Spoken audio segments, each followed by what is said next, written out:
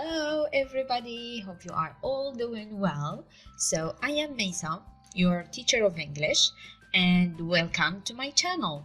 Before we start the lesson, I just want to thank you for all your support. يعني شكرا على كل الدعم. It means a lot to me. هذا يعني لي الكثير. في درسنا اليوم سنتطرق إلى المضارع البسيط أو simple present. But before we start, قبل البدء في الدرس لا تنسوا الضغط على زر الإعجاب، المشاركة، subscribe, like, comment, and why not share the video with your friends. Let's start. So before we start the lesson، يعني في هذا الدرس سأحاول الكلام باللغة العربية والإنجليزية في نفس الوقت، ويعني قولوا لي في التعليقات whether you want me to speak only in English، هل ترغبون في أن أتحدث بالإنجليزية البسيطة أو بالعربية والشرح يعني بالإنجليزية. You tell me in the comments, okay? So كلنا نعرف الأزمنة باللغة الإنجليزية هي tenses، okay? الأزمنة في اللغة الإنجليزية، في العربية، في كل اللغات عندنا past اللي هو الماضي، present الحاضر، future المستقبل. اوكي، اليوم سنتطرق إلى present اللي هو الحاضر أو ما نسميه بالمضارع البسيط simple present. In English, when do we use simple present؟ متى نستعمل simple present؟ هنا يعني كتبت لكم بالإنجليزية وبالعربية حتى يتسنى لكم يعني كتابة نقاط أو what do you want. متى نستعمل simple present؟ Number one is to talk about habits، التحدث عن عادات. سأقدم لكم بعدها أمثلة okay لتعزيز الفهم. So to talk about habits، تحدث عن عادات نقوم بها. To talk about repeated actions or events، يعني نستعمل الفعل المضارع البسيط للتحدث عن الأحداث المتكررة والمناسبات. To express general truths or facts، حقائق عامة. To talk about fixed arrangements، ترتيبات ثابتة، يعني هذه الترتيبات تكون توجور ثابتة، دائما ثابتة. To give instructions or direction، إعطاء تعليمات والتوجيهات. To talk about feelings اللي هي الأحاسيس، opinions الآراء، thoughts وهي الأفكار. أوكي، إلى هنا فهمنا متى نستعمل simple present في اللغة الإنجليزية.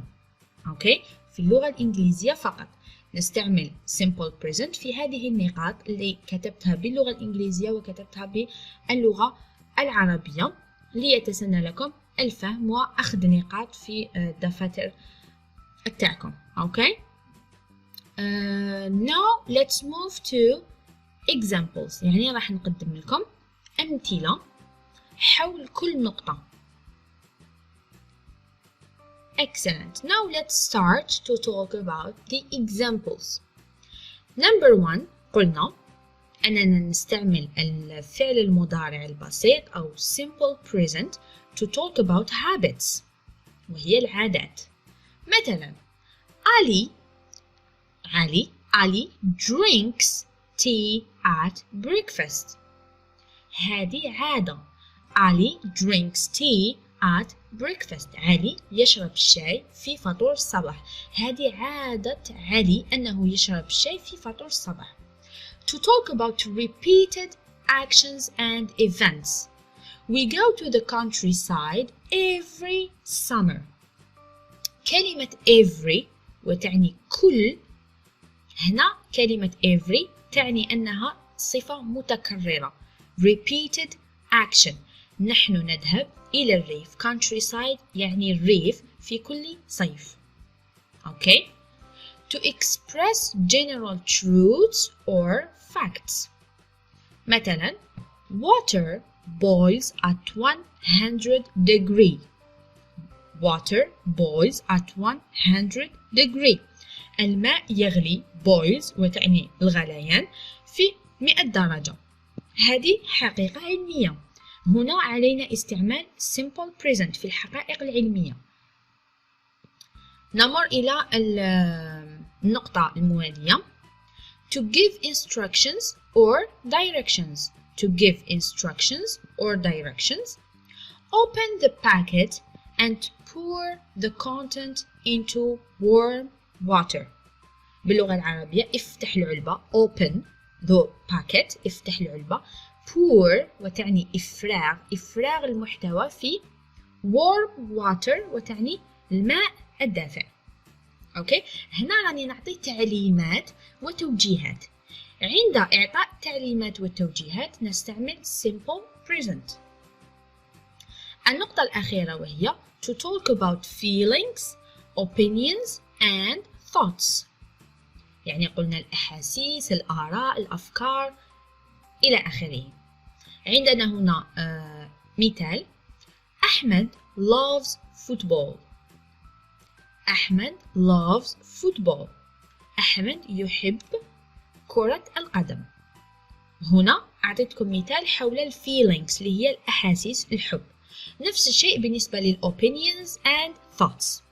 أوكي، إلى هنا يعني تكلمنا حول when we use simple present and we gave examples. قدمنا examples اللي هما الأمثلة.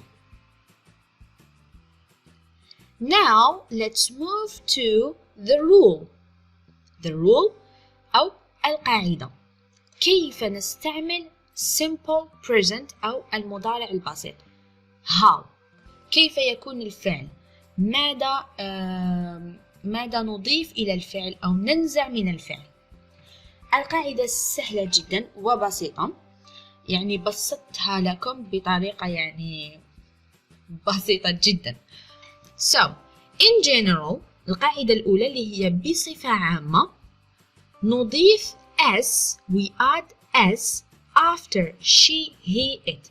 ليكن في علمكم أن في الفعل المضارع أو simple present التعديلات لا تكون في كل الضمائر، وإنما التعديلات تكون إلا في she, he, it. أوكي، عندنا درس تاع الضمائر في الأسفل، تقدروا تروحوا تشوفوا درس الضمائر.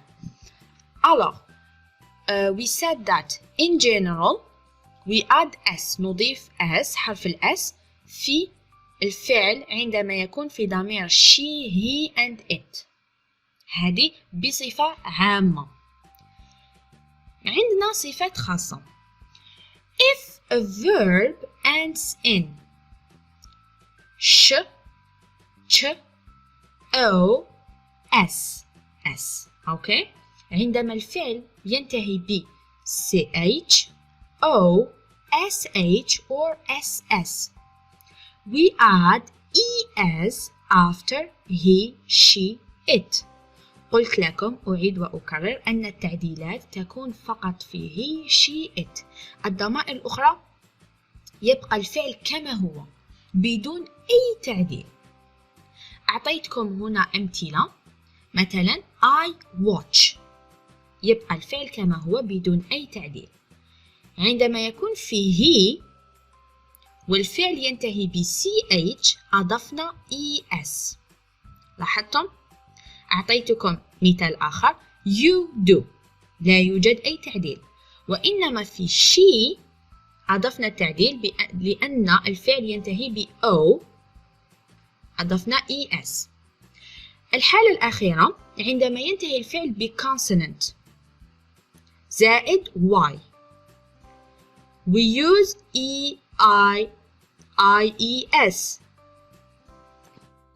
يعني ننزع الواي، نحذف الواي ونضيف ies.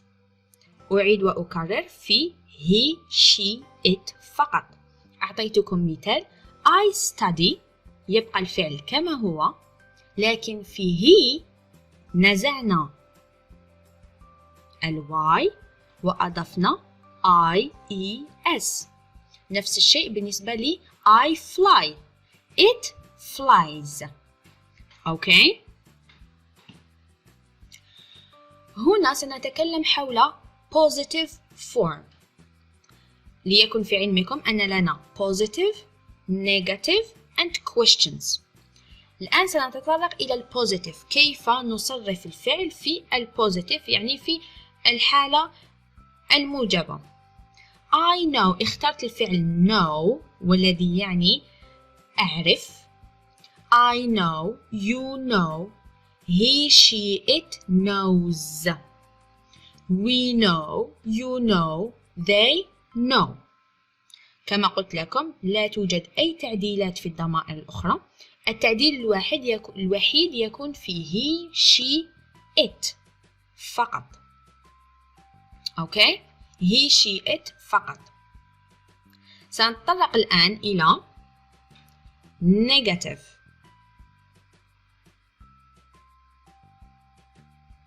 في النيجاتيف way يعني توجد بعض التعديلات. نيجاتيف وتعني باللغة العربية يعني لا. السالب I do not know، بالعربية لا أعرف، لا أعرف. I do not know، you do not know، he, she, it نصرف الفعل does not know، we do not know، you do not know، they do not know. لا توجد أي تعديلات. عندي ملاحظة واحدة فقط. في السالب أو السؤال لا نستطيع تصريف الفعل، وإنما نضيف do. أوكي؟ لتعزيز الفهم وتسهيل الفهم. do not. وليكن في علمكم أن عند do هو عبارة عن فعل و now هو عبارة عن فعل. عند تصريف الفعل الأول الفعل الثاني لا يصرف. هذه قاعدة. داكوغ؟ أوكي؟ so do he, she, it does. صرفنا الفعل does.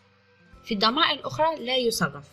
أعطيتكم هنا ملاحظة صغيرة في الجانب. do not نستطيع كتابتها don't، does not، doesn't. أوكي؟ أما في حالة السؤال، كيفية طرح سؤال باللغة الإنجليزية نفس الشيء، لكن يتم تعديل مكان الكلمات. في النيجاتيف والبوزيتيف بدأنا ب I بعدها الفعل. هنا نبدأ بالفعل. عند السؤال نبدأ بالفعل. Do I know؟ هل أنا أعرف؟ Do I know؟ Do you know؟ كما لاحظتم لا توجد أي تعديلات في الأفعال إلا في he, she, it.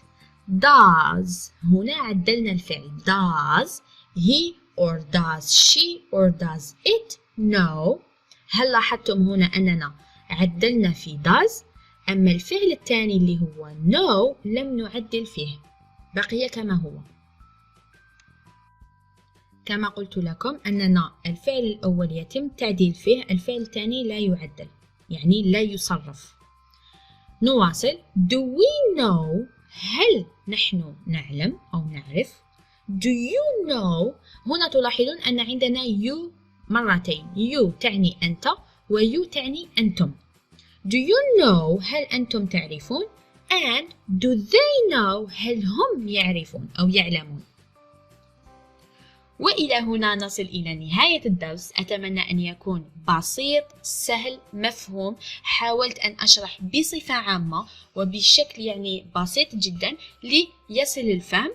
أي سؤال اكتبوه في التعليقات. لا تنسوا تشجيعي ب like, subscribe and share the video with your friends. I love you so much. Thank you. Bye bye.